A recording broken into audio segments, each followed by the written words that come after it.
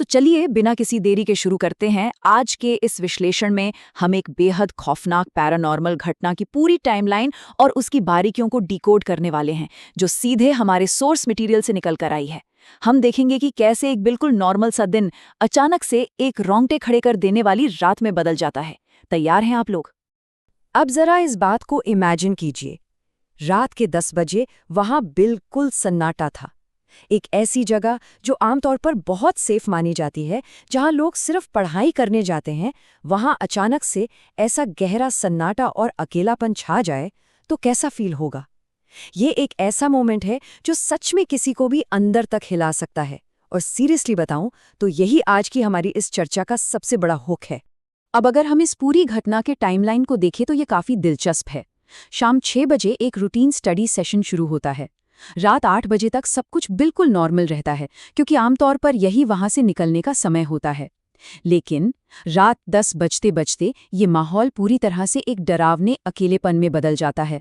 ये जो धीरे धीरे बिल्डअप हो रहा है ना, यही उस खौफनाक रात की असली नींव रखता है।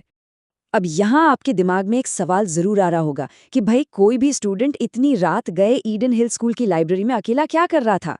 लॉजिक एकदम सिंपल है। दरअसल फाइनल एग्जाम्स बिल्कुल सिर पर थे और इसी वजह से स्कूल ने लाइब्रेरी को शाम 5 बजे बंद करने के बजाय आधी रात तक खुला रखने का फैसला किया था। चूंकि हमारे मुख्य पात्र का घर स्कूल के पास ही था और उन्हें तैयारी के लिए एकदम शांत जगह चाहिए थी, तो वो वहां रुक गए। देखा जाए तो ये पूरा कॉन्टेक्स्ट उस रात की घटनाओं के लिए एक एकदम परफेक्ट और लॉजिकल बेस तैयार कर देता है।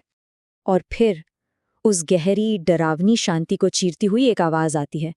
एकदम सन्नाटे के बीच किसी के लंगड़ा कर चलने की आवाज साफ साफ गूंजने लगती है। हमारे सोर्स मटेरियल के हिसाब से ये वो पहला ऑडियो ट्रिगर था जिसने उस शांत माहौल के परखच्चे उड़ा दिए और हमारे मुख्य पात्र को इतनी बुरी तरह डरा दिया कि उससे वहां से भागने के अलावा कोई और रास्ता ही नहीं सूझा। इसके बाद जो होता है वो और भी ज्यादा टेंशन से भरा है। भागते हुए जब हमारा मुख्य पात्र कॉरिडोर के एकदम एंड में एग्जिट डोर के पास पहुंचता है, तो उसे अचानक वहां एक महिला खड़ी दिखाई देती है। घबराहट और बेचैनी में मुंह से बस एक ही आवाज निकलती है, वहां कौन है? और जैसे ही ये सवाल पूछा जाता है, वो आकृति वहां से तुरंत गायब हो जाती है। मतलब ये पल डर को सच में एक बिल्कुल ही नए लेवल पर ले जाता है। अब इस खौफ को समझने के लिए हमें नॉर्मल उम्मीदों और उस वक्त की जो रियलिटी थी उसके बीच के फर्क को देखना होगा। आमतौर पर स्कूल के बाहर की वो सड़क रात में भी लोगों के आवाजाही से काफी बिजी रहती है, लेकिन उस रात वो सड़क अजीब तरीके से और पूरी तरह से सुनसान थी। ये जो असामान्य और भयानक सन्नाटा था ना, वो सच में खतरे की एक बहुत बड़ी घंटी था। तो यहाँ एक बहुत ही गहरा सवाल उठता है, क्या होता है जब एक ऐसा माहौल जिसे हम बहुत अच्छे से जानते हैं, जो एकदम सेफ फील होता है, वो अचानक से इतना डरावना और अनजान बन जाए।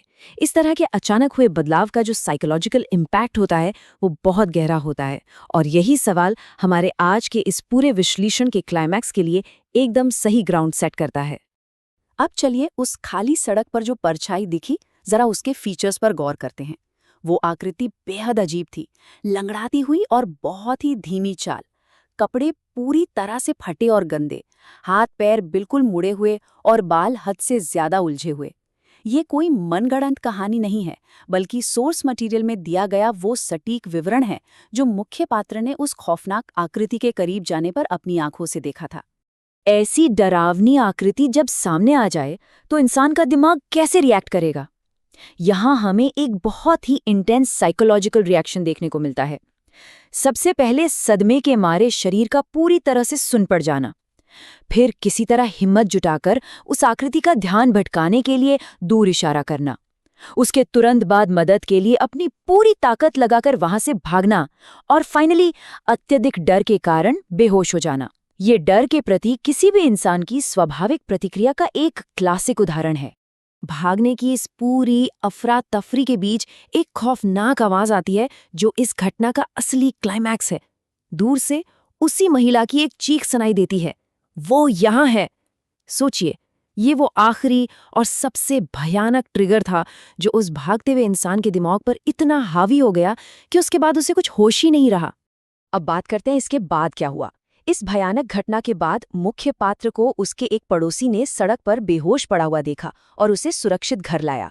और पता है, जब उसे होश आया तो इसी पड़ोसी ने उसे एक ऐसी बात बताई जिसने इस पूरे पर्सनल एक्सपीरियंस को वहां की एक बहुत पुरानी लोकल किंवदंती यानी लेजेंड से जोड़ दिया।